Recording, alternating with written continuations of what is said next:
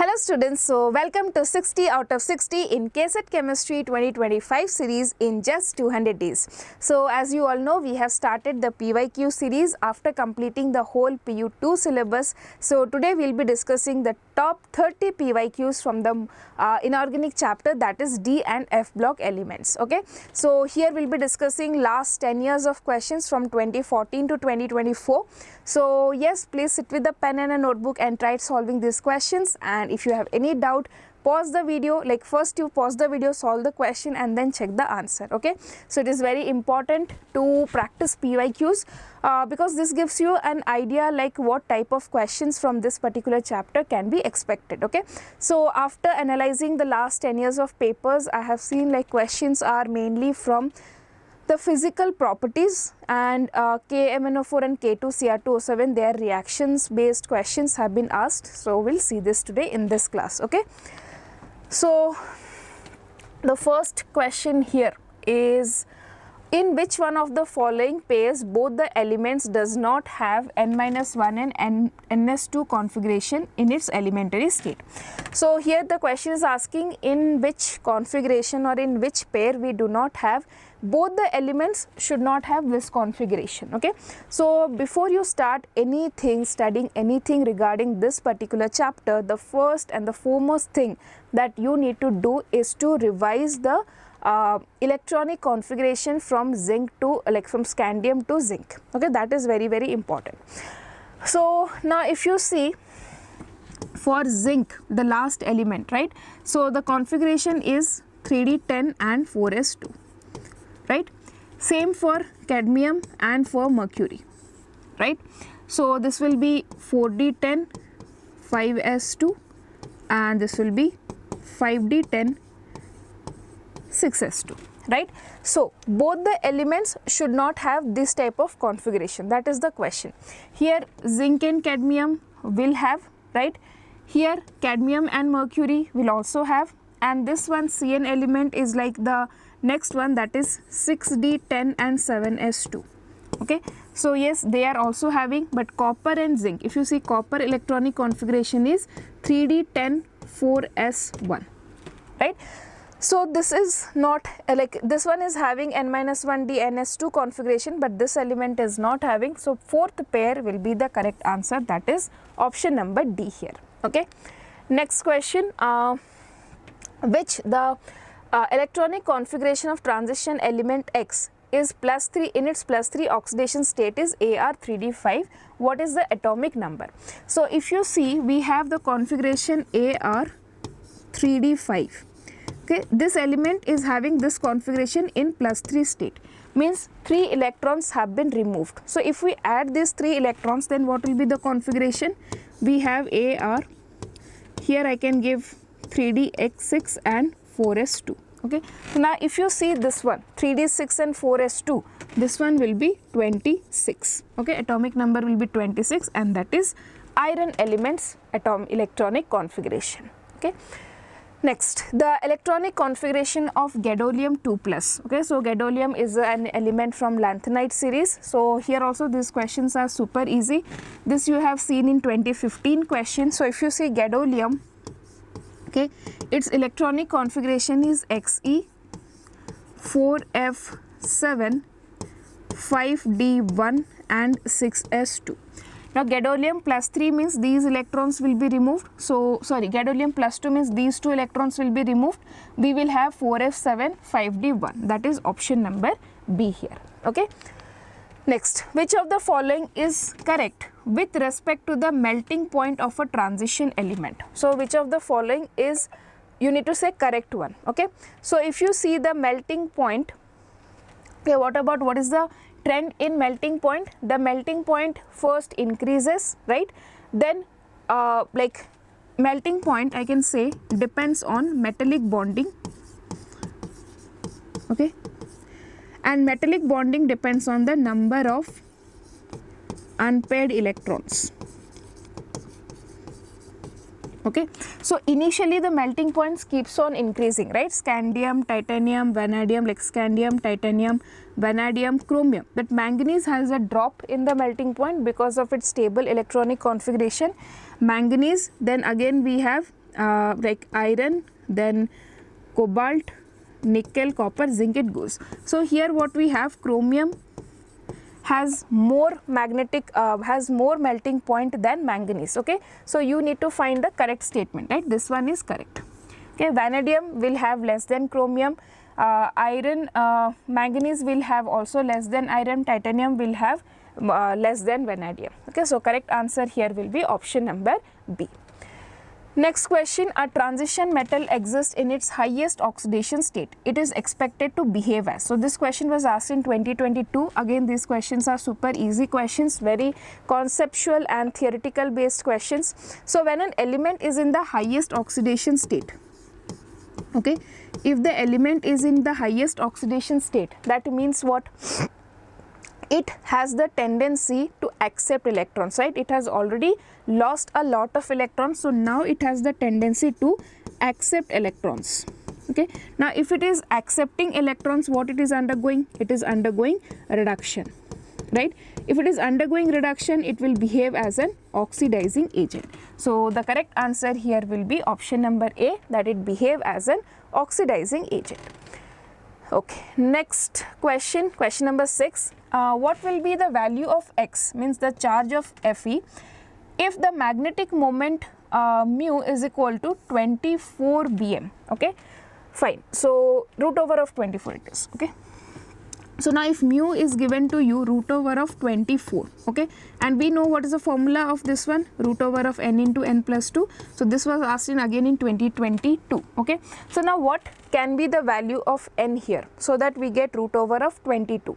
So if you see, we can put n is equal to 4. If I put n is equal to 4, 4 plus 2, 6 into 4, 24. That means what? There are 4 unpaired electrons. How many unpaired electrons are there? 4 unpaired electrons. Now if I see Fe electronic configuration, it is 3d6 4s2. Okay, so we have like this 1 2 3 4 5 6 and 4s2. Okay, now I need 4 unpaired electrons. That means these 2 electrons should leave. Okay, if these 2 electrons will leave, then I'll have 4 unpaired electrons. So that is why this X plus value should be plus 2. Correct answer will be option number C. Again, I think this is a very super easy questions. The DNF block questions are very easy, and just 15 to 30 seconds you need to solve them. Fine. Next question. All copper 2 halides are known except iodide. The reason for this is, so this was again asked in 2022. Again, physical property based easy questions. So if you remember, I minus gets oxidized to I2 in the presence of copper 2 plus. Okay, so that is why we do not get. So copper 2 plus oxidizes iodide to iodine. Option number D is the correct answer. Next question, which of the following does not represent the property stated against it? So this was asked in 2021. Again, a very easy question. If your concepts are clear, there is no error, there is no chance of doing any mistake in these type of questions. So if you see ionic size, cobalt, iron, manganese, right? So yes, along the period, the size keeps on decreasing. So if you see, manganese size will be bigger because after that iron size will be small, and then cobalt size. So this is a correct statement. Number of oxidation state. So manganese has the maximum oxidation state, then vanadium, and then titanium. So this is also correct. That is also correct one. Paramagnetic behavior. So if you see paramagnetic behavior, right? So paramagnetic behavior depends on what? Depends on n, where n is number of unpaired electrons. Okay, now if you see chromium 2 plus, okay, what is chromium 2 plus electronic configuration? Chromium 2 plus is we have 3d5 4s1, right? So chromium 2 plus will be 3d4. Okay, so number of unpaired electron here is 4. Mn2 plus is having 5 unpaired electrons. Next, Fe2 plus is having 4 unpaired electrons, right? Sorry, Fe2 plus 3d6, right? Fe2 plus will be 1 2 3 4. So we have 1 2 3 4 5 and 6. Yeah, 4 unpaired electrons. So now if you see, Mn2 plus has the highest number of unpaired electrons. So that means, I think here we have done 3d5, 4s1, 3d4, yeah, that is also correct, fine. So Mn should have 5 maximum number of unpaired electrons, so its paramagnetic behavior should be maximum, but it is kept in between, so this is not correct. Correct answer for this question will be option number C, okay. Now next question, which one of the following is correct for all the elements from scandium to copper? Okay, so this is something that is asked. This property should be valid for all the elements from scandium to copper. Now the question was asked in 2021, so this is also easy question, but this part you should keep in mind that the question in this question zinc is not included, only from scandium to copper. So the lowest oxidation state showed by them is +2. So we know that copper can show even +1. So this statement is not applicable for all the elements, right? So this is wrong. Next, 4s orbital is completely filled in the ground state. No, we have chromium and copper where the 4s orbital is 4s1, right? It is not completely filled. For which two elements? For chromium, that is, and copper, right? So that is why this statement is also not applicable to all the elements from scandium to copper. Next, 3d orbital is not completely filled in the ground state. 3d orbital is not completely filled in the ground state. So if we see copper electronic configuration in the ground state is 3d10 4s1. So it is completely filled, right? So that is why this is also not applicable to all the statements, all the elements. The ions in +2 oxidation states are paramagnetic in nature. Yes, this is applicable for all. Now, if you see any element and take their +2 oxidation state, you will find that they are paramagnetic in nature. Like for example, if I show you, let us take elements wise. So, scandium, right? Scandium electronic configuration is 3d1 4s2. In +2 oxidation state, what will be the configuration? 3d1. 1 unpaired electron, so it will be paramagnetic. Next we have titanium, scandium titanium. Titanium is 3d2 4s2. Again +2, so it will have 3d2, right? Scandium, titanium, vanadium, chromium, then I have manganese, okay? Then I have manganese, then I have cobalt, nickel, copper. Okay. Now if you see here, chromium 2 plus will also have 3d4, manganese 2 plus will have 3d5, cobalt will have I left manganese iron, right? I left iron. So this one will have 3d6, 4 unpaired electrons. This one will have 3d7, 3 unpaired electrons. This one is 3d8, 2 unpaired electrons. Copper 2 plus, okay, copper 2 plus is 3d9, 1 unpaired electron. So all the elements are having any 1 unpaired electron, so that is why they all will be paramagnetic in nature. So the rule which is applicable to all of them is option number D, okay. Next question, which one of the following has both the ions colored in the aqueous solution? So question was asked in 2021, again a super easy question, not more than 15 to 30 seconds is required for this particular question. Now both of them should be colored. So for color what we need, if we want colored compound, there should be presence of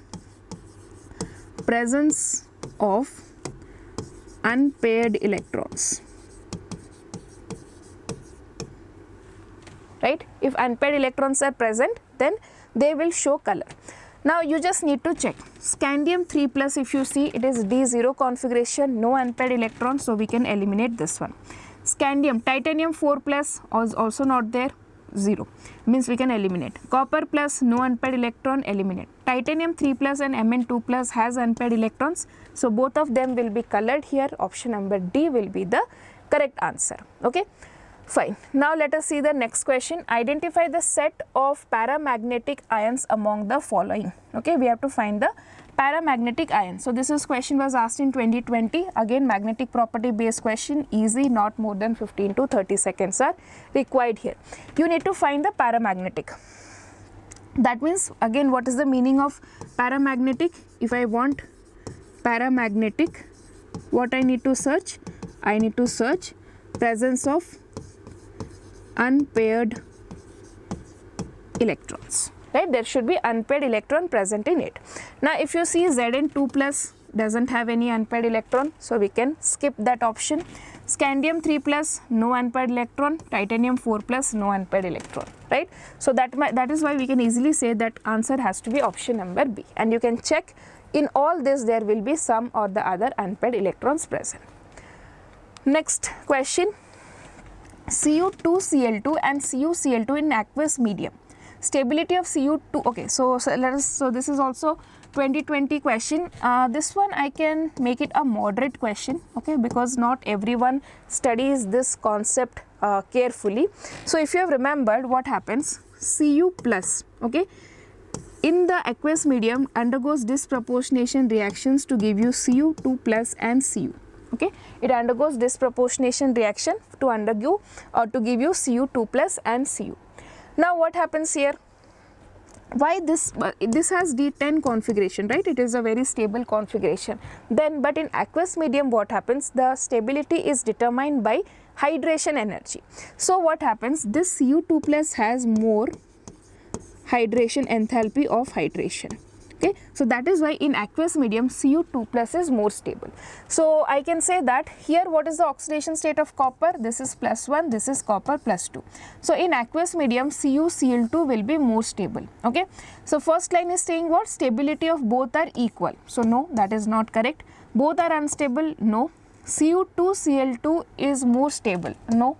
Cu2Cl2 is more stable than Cu2Cl2, that is correct, because here the +2 charge is there and here +1 charge is there, right? Option number D. Fine. Next question, which of the following statement is wrong? Okay, here you should be careful whether it is asked correct statement, incorrect statement, true, false, wrong, right. So please read the questions properly. Okay, so now if you see, in the highest, also question was asked in 2019, okay, again this is easy question, 30 to 15 seconds is the time enough. In highest oxidation stage, the transition element shows acidic character. Yes, that is a correct statement, right? Next, Mn+3 and CO+3 are oxidizing agents in aqueous solution. So if you see Mn+3, okay, Mn+3 has a unstable electronic configuration. It wants to form to Mn2+. So it will undergo reduction and it will behave as an oxidizing agent. So this is also a correct statement.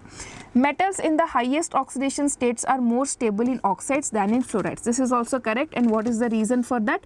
Oxides have the tendency to form multiple bonds, right? That is why oxides are more stable. Next, all elements of 3D has variable oxidation state. No, this is false. Why?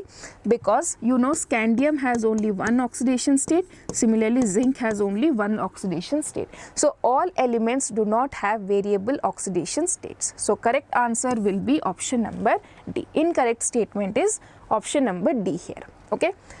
Fine. Next question, which of the following are amphoteric oxides? Question was asked in 2018. So if you have remembered the examples, then it is again a super easy question. B2O5 and Cr2O3 are amphoteric oxides. Option number A. Okay. Here you should remember, if the oxidation number is very high, okay, then it will behave as acidic in nature. Okay. If the oxidation state is moderate, then it will behave as amphoteric. Okay. Now if the oxidation state is low, okay, then it will behave as basic. Done. So here correct answer will be option number A. Okay, next, the bivalent metal ion having maximum paramagnetic behavior among the first transition element is. So question was asked in 2016, again oxidation state and magnetic property question, super easy question with more than 15 seconds is not required. Mn2+ has 5 unpaired electrons, maximum unpaired electrons, so it will have the highest number or the maximum paramagnetic behavior, option number A. Okay.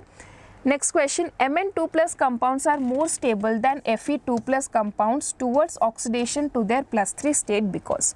So yeah, this question I can mark in the moderate reason also. Okay. Now what they are saying is, see, Mn2+ and we have Fe2+, and both of them wants to suppose Mn3+ and Fe3+. Now what the statement is saying that Mn2 plus compounds are more stable, means if I want to convert them to +3 state, then Mn2 plus are stable for that, means they do not want to undergo this reaction. Here this reaction is not very stable, is not happening easily as compared to the second one. What can be the reason for this? Again very simple, Mn2 plus configuration is D5 and this is D4. Here it is D6 and here it is D5. Now see, D5 is what is the speciality about D5? D5 is the half filled configuration, right? So very stable configuration. So Mn2 plus is already in the very stable configuration, so it doesn't want to get into unstable configuration. So that is why Mn2 plus conversion to Mn3 plus is very stable and doesn't occur easily. So Mn2 plus is more stable with high third ionization energy. So this third ionization energy is very high. What is the reason for that? Because it has a stable electronic configuration. So correct answer here will be option number A. Okay. Next question, which one of the following is not known? Okay, so we know copper iodide is not known. Just now we have seen a question. So this was a very old question asked in 2014. Again super easy. Within 15 seconds, correct answer has to be option number B. What is the reason? Copper 2 plus oxidizes I minus to I2. Okay, that is why we do not find this particular compound. Next question, match the following. So this was a recent question in 2024. So again very simple question. Okay, you can see like on the basis of physical properties, so lot more than 15 to 30 seconds is required. So Zn2 plus has no unpaired electron, so it will be colorless. So this is 1, this is 2, okay, and this is 3. So Zn2 plus will be colorless, so 1 will be 2. So we can eliminate these two options. Then copper 2 plus has 1.73 bm, right? So that is because it has only one unpaired electron, so I can say 2 will be 3. So we have 2 will be 3, only one option is left. So the correct answer will be option number B. Okay, fine. Next question, the only lanthanoid which is radioactive. So the answer for this one is option number A. Question was asked in 2022. Very simple and I can say theory based question. So promethium is the only lanthanoid which is radioactive in nature. Okay. Now let us see the next question here. Question number 20. The elements in which the electrons are progressively filled in the 4f orbitals are called. So question was asked in 2019. Very simple question. Easily 15 seconds are enough. So you know the definition of lanthanides. Answer will be option number C. So here the general electronic configuration is your xenon, okay, then 4f, 1 to 14, 5d, 0 to 1, 6s, 2, right. So when the f orbital is filling slowly, that progressively, that is called as your lanthanoid series. Fine. Next question, which of the following oxidation states is common for all the lanthanides? So lanthanides has a +3 oxidation state. Question was asked in 2018. Very simple, less than 15 seconds is enough for this particular question. Okay. Now let us see the next question here. Incorrect statement with reference to cerium. Okay. So cerium is the first element in the lanthanoid series, right? So what is the point about it? You need to find the incorrect statement. Okay, cerium +4 is a reducing agent. So see here, cerium +4, okay, it is already in its highest oxidation state. Okay, it is already in its highest oxidation state. So that what can happen? It can go to its lower oxidation state. So that means if it is undergoing to the lower oxidation state, right, then what actually it is undergoing? It is undergoing reduction, right? And if it is undergoing reduction, then it will behave as an oxidizing agent. So Ce +4 is a very good oxidizing agent, right? So that is why this is the incorrect statement. Option number A is the correct answer. Okay, fine. Next we have question number 23. Which of the following statements is wrong regarding lanthanoids? Okay, so 2017 question. Okay, let us see. Lanthanoid plus 3 compounds are predominantly ionic in character. Yes, this is a correct statement. Lanthanoid hydroxides are mainly basic in nature. Yes, that we have studied because of their ability to release OH minus. They are very good bases. The ionic size of lanthanoid decreases with the increase in atomic number. Yes, this is also correct. Lanthanoid contraction is also there. Lanthanoid compounds are generally colorless. No, this is incorrect. Okay, so correct answer will be option number D. Here also there are unpaired electrons. In lanthanoid also we have unpaired electrons which contributes for color. Okay, so that is why the incorrect statement is option number D. Again, a super easy question, within 15 to 30 seconds it can be attempted.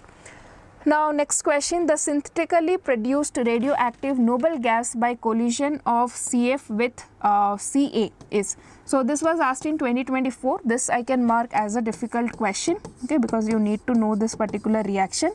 Answer for this question is your organization. Okay, option number C. Next, 25th question, the transition element present with lanthanoid metal in Misch metal. Okay, so question was asked in 2024. This was a super easy question here. Misch metal means iron contribution will be there. So option number B is the correct answer.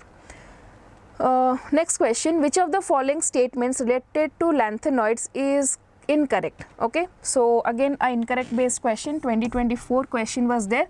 So easy question if you have read the properties of lanthanoids. Okay, so lanthanoids are silvery white soft metals. It is correct. Samarium source +2 oxidation state, correct. Okay, Ce+4 solutions are widely used as oxidizing agents. Just now I discussed Ce is already in its +4 oxidation state, highest oxidation state. It will come to its lower oxidation state. It will undergo reduction. So it will behave as a very good oxidizing agent. So yes, this statement is also correct. Next, color of lanthanoids is due to DD transition. No, it is due to FF transition. So incorrect statement will be option number D. Remember, you need to find the incorrect statement. Okay. Next, so this is important question. Okay. Now see, how many moles of acidified K2Cr2O7 is required to liberate 6 moles of iodine from an aqueous solution of I minus? Okay, so question is like this. First of all, we need to know that Cr2O7 2 minus, okay, converts I minus to Cr3 plus and I2.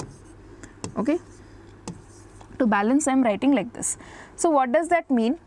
That if you see, if I write the reaction separately, Cr2O7 2 minus to 2Cr3 plus. Okay, so this is in +6 oxidation state, +6 to +3. We are getting like 3 Faraday is there, but 2 moles of chromium will be there. So how many electrons will be required? So this is what? Reduction, right? So reduction will be with the gain of 6 electrons.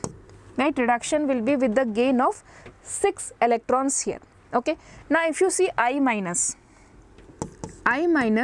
gets converted to I2 with the loss of 2 electrons, right? But to make it 3, balance it, I'll multiply 3 with this one. So what will I get? 6I minus is giving you 3I2, okay, plus 6 electrons, right? Now we can cancel this 6 electrons and 6 electrons. So what I'll be getting here, that 1 mole of Cr2O7, okay, can oxidize 6 moles of I minus, right? So for 6 moles of I minus, to I need 1 mole of Cr2O7 2 minus, right? 1 mole, so if I balance it and write this equation, if you see, we'll add and write this equation, we'll get that 1 mole of chromium dichromate can oxidize 6 moles of I minus, right? Now the question is asked for 6 to liberate 6 moles of IT. So how many will be required? So this 6 moles of I will be oxidized to 6 moles of I2. So we will require 1 mole of dichromate. So correct answer will be option number A here. Fine, this was an easy to difficult, I can say. Oxidation property questions are there. So yes, important question. Next question, a mixture of NaCl and K2Cr2O7 is heated with concentrated H2SO4, deep red vapors are formed. Which of the following statements is false? Okay, so I'll show you the reaction first. So this is also, I'll say, difficult question because this reaction you need to remember. Okay, so if you heat K2Cr2O7, okay, in presence of NaCl and H2SO4, NaCl and H2SO4, we get CrO2Cl2, okay, CrO2Cl2, which is red vapor. Okay, now this CrO2Cl2, if you pass through NaOH, okay, then we get sodium chromate, okay, which is yellow color. Okay, now if this sodium chromate is passed through lead acetate, we get lead chromate, which is yellow again in color. Okay, so now if you see the first statement, the vapors give a yellow solution with NaOH. No, in the first case we get red vapors, right? So this is the wrong statement. The vapors contain CrO2Cl2 only. Yeah, this vapor contains CrO2 and Cl2. The vapors contain CrO2, Cl2 and Cl2. Now this statement is wrong. So, okay, this one, first one is, see, the first statement is like this, that the vapors, means these vapors give a yellow color with NaOH. Yeah, that is correct because we formed sodium chromate there, right? So this statement is correct, this statement is correct. The vapors contain CrO2 and Cl2. No, there is no chlorine vapor, so this statement is wrong. Vapors when passed into lead acetate, okay, so when you pass the vapors through lead acetate, in acetic acid gives a yellow precipitate. This is also correct, so the incorrect statement is option number C. Okay, so what will be the answer here? Option number C. Okay, fine. Let us see the next question. KMnO4 acts as an oxidizing agent in alkaline medium. Okay, when alkaline KMnO4 is treated with Ki, iodide ions are oxidized too. So this is also easy but important question. Okay, so if you remember, okay, here it is, the options are like this. Okay, so there is IO minus, IO3 minus, IO4 minus. So I minus is converted to IO3 minus, okay, in presence of KMnO4 minus, okay, and it should be an alkaline medium. So here the correct answer will be option number C. This question was asked in 2018, but yes, very important question. Fine. Next question. When a brown compound of Mn is treated with HCl, it gives gas B. Okay, so next, the gas B taken in excess reacts with NH3 to give an explosive compound C. Find A, B and C. So this is MnO2. Okay, A should be MnO2, and when it reacts with HCl we get MnCl2 and the Cl2 gas is produced. So I'll show you the reaction here. You can see MnO2 when reacts with HCl, okay, MnO2 on reaction with HCl give you MnCl2 and this chlorine gas which was talking about B.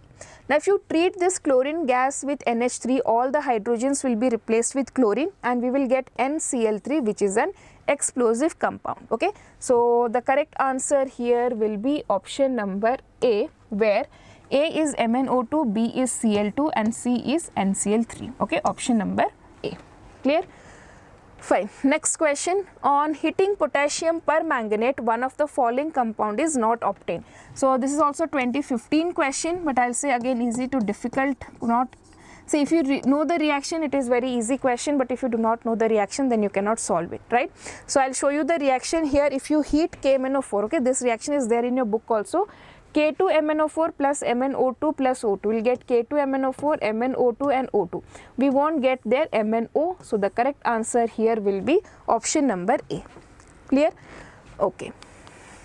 So students, this was the top 30 MCQs from the chapter D and F block. So mostly you can see the questions have been asked from the physical properties, okay, and there are total 14 physical properties. So please prepare these physical properties thoroughly, okay. So yes, that was all, and just comment down how many questions you got correct and how many questions you got wrong, and what were any confusion. If you have in any question, do not worry, you can comment down, I'll definitely address it, okay. And thank you for watching, and see you soon in the next episode where we are going to cover one of the another important topic, top 30 PYQs from the coordination compounds. Okay, thank you, and please do not forget to subscribe the channel and remember your target 60 out of 60 in KCET chemistry.